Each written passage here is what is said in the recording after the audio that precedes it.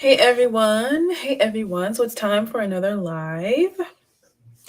And we are going to be talking about caping for the community. Okay.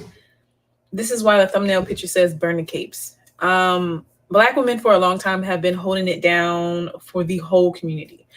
So if we look at American culture, which is primarily patriarchal, and then we compare it to Black American culture, which is fundamentally matriarchal, but comes off as patriarchal because it's a subculture within a larger culture, right? But when I say it's matriarchal, I say the women are the ones holding it down for everyone in the Black community. You understand? The community has gone through a lot. Right now, we're facing mass incarceration, mass discrimination on the educational, political, occupational levels. Black women graduate from college at rates so much higher than Black men. It's unimaginable. So that's what I mean when I say Black culture is matriarchal. Black American culture is matriarchal. Okay. Now, why am I making this video? I'm making this video because in Black American culture, there are patterns and there are tendencies that Black women tend to participate in and carry out. So one of these practices and tendencies is supporting Black men financially, materially, physically, right?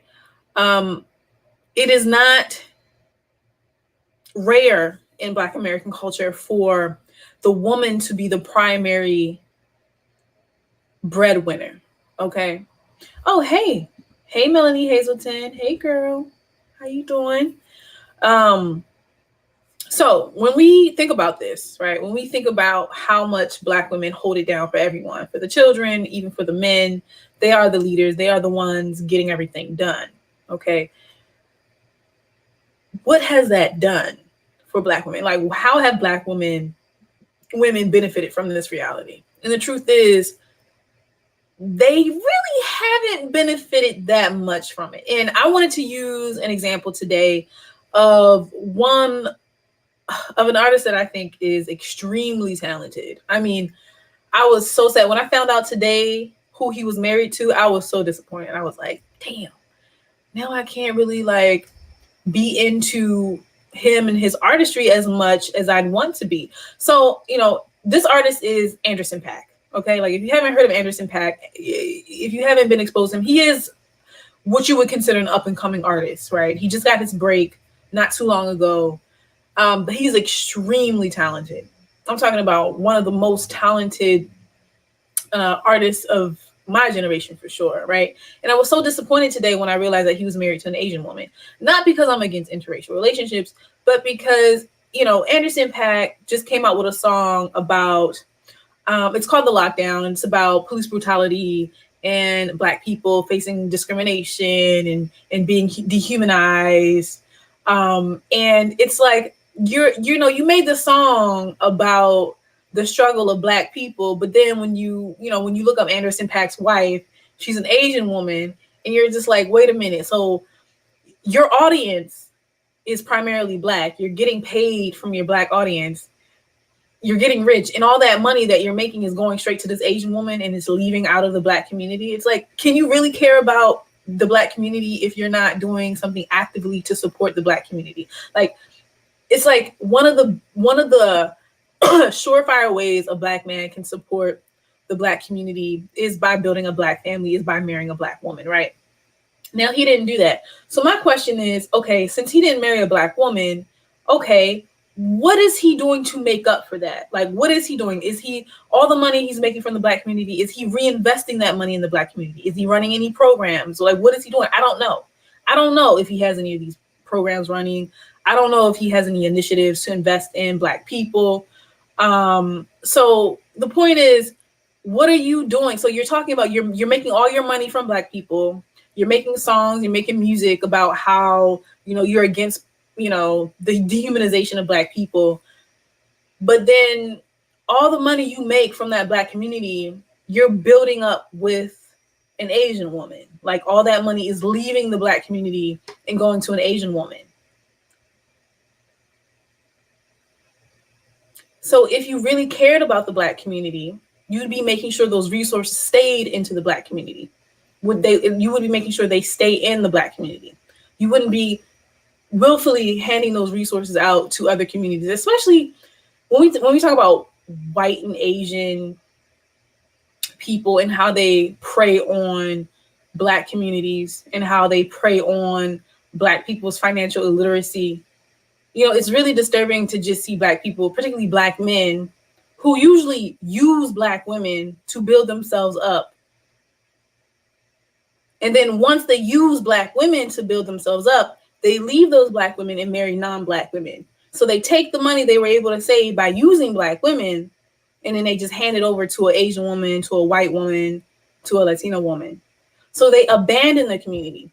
This is why I encourage Black women to never build up a man, because a lot of these men, once they are finished using you, once they are finished sleeping on your couch, once they are finished eating up all your food, once they are finished saving up their money because they didn't have to pay you rent, they go and they take, and when they make it big, when they hit a lick and get rich, they leave you and give all that money that you invested into him to a non-Black woman, and that money leaves out of the Black community. Okay? So Black women, stop doing this. It is ridiculous. Now, why am I saying this? Right? Why am I saying this? Thank you, Melanie Hazelton. Right. Now, why am I saying this? Now, a prime example is this. Now, I'm going to just use Anderson .Paak as an example here. Okay. So I told you he had this song called The Lockdown. And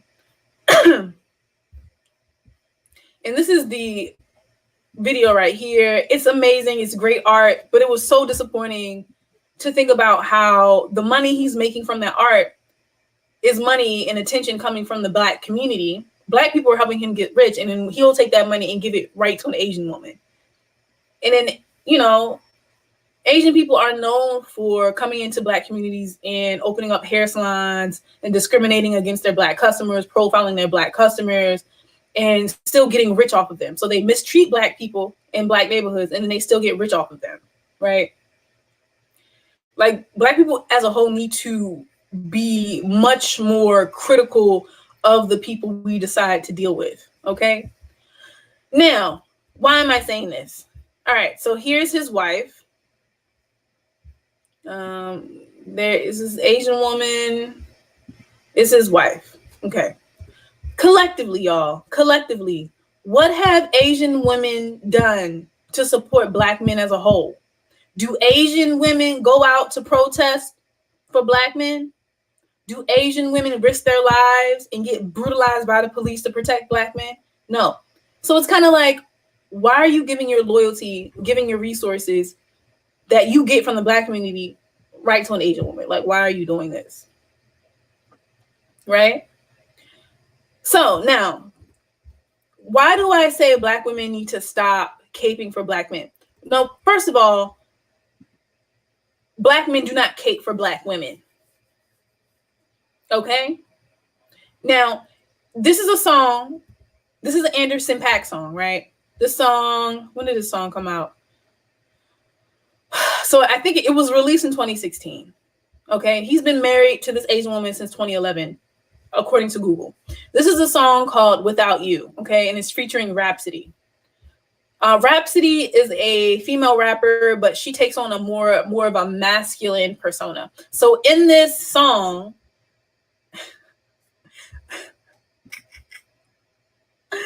Anderson .Paak is talking about using a Black woman until he made it big, right? So Anderson .Paak says, when I met you, I was broke as the rope on a faucet. I had dreams that I would blow like a Nintendo cartridge. I was hungry. I was dirty. I needed a shower.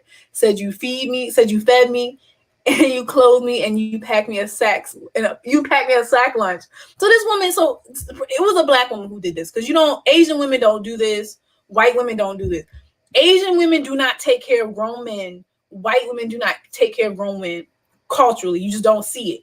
The only place you see a woman taking care of a grown man is in the Black community, and Black women need to stop doing this. Okay? Black women need to stop doing this, because all you doing is building that man up for a non-black woman to take him and take all his resources, and you gonna take all that money that you invested into that man, into his survival, and he gonna give it to a non-black woman and take it straight out of the black community. He's gonna take those resources straight out of the black community, okay? So Melanie Hazelton says, you know it was a sister. Of course you know it was a sister, right? So, and this is his song. He said he was broke. Everybody knows Anderson .Paak's story. Like, everybody knows Anderson .Paak's story. He was broke. He was sleeping on couches until he got rich and made it big. Okay? So here we go. Let me read the lyrics one more time so you know exactly what's happening.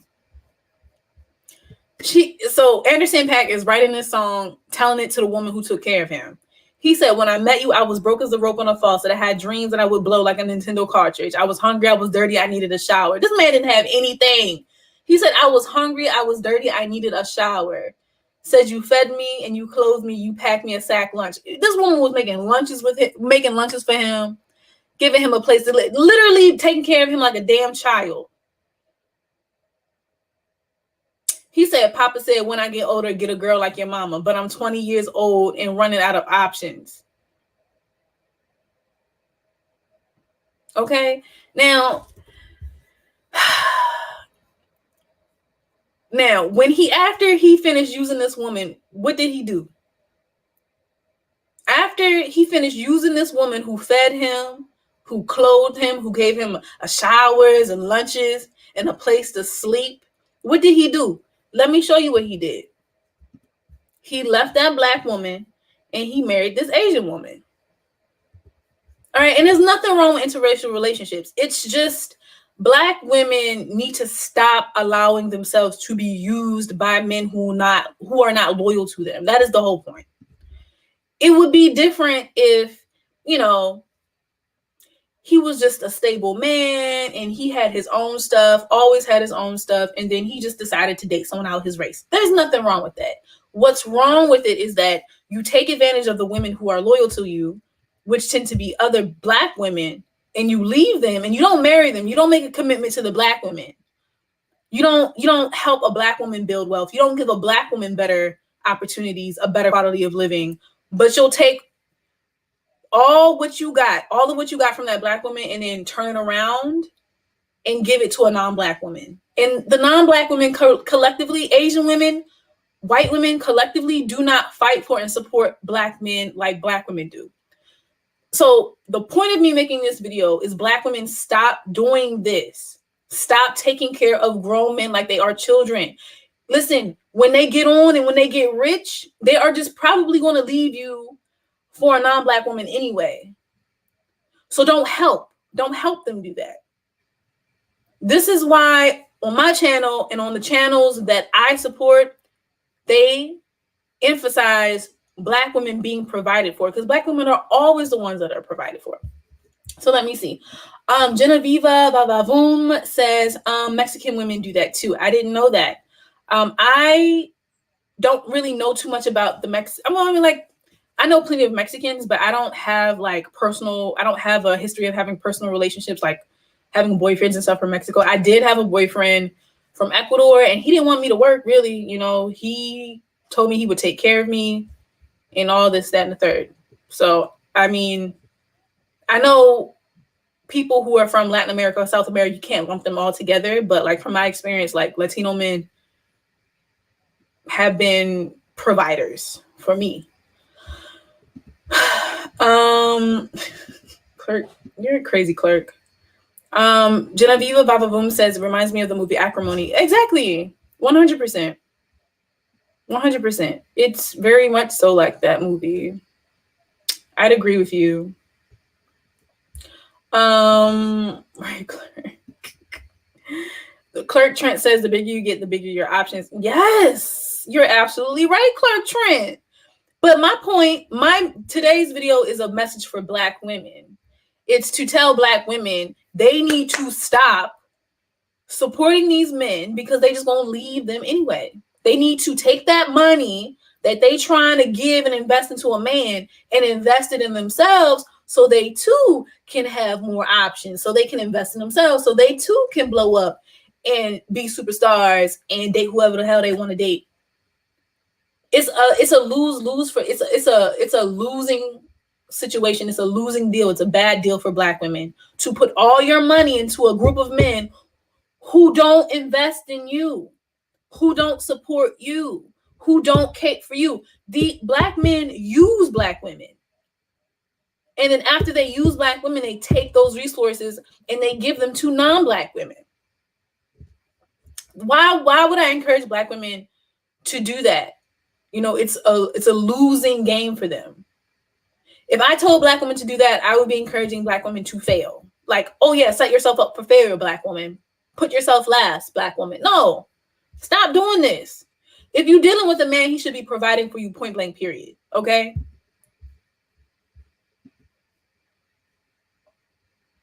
A lot of them do, Clerk Trent. Just do your research. A lot of them do. It's a whole thing.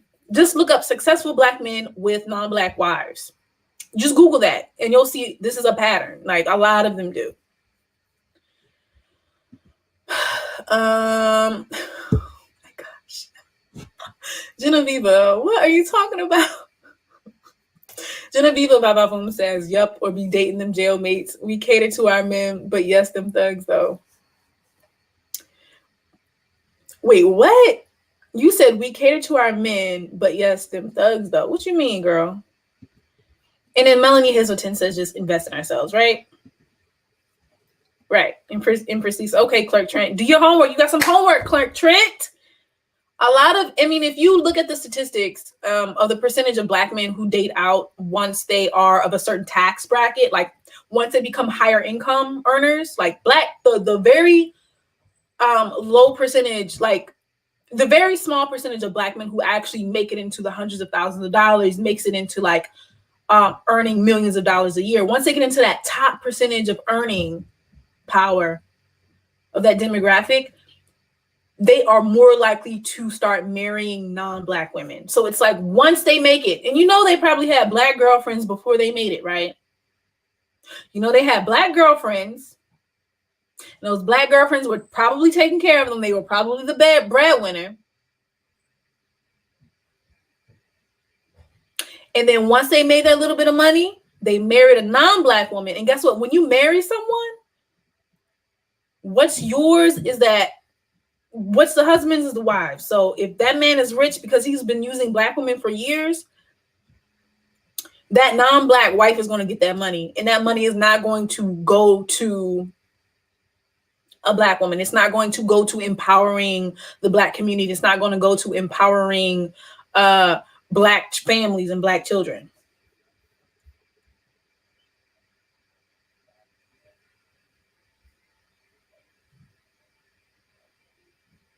But anyway, thanks for coming through, y'all. Hey, Empress Lisa, Genevieve, boom. Thanks for coming through. I have to go now. I have to get some assignments done for school. But I'll talk to you lovely people later. Black women, put yourselves first. Stop taking care of these grown A men.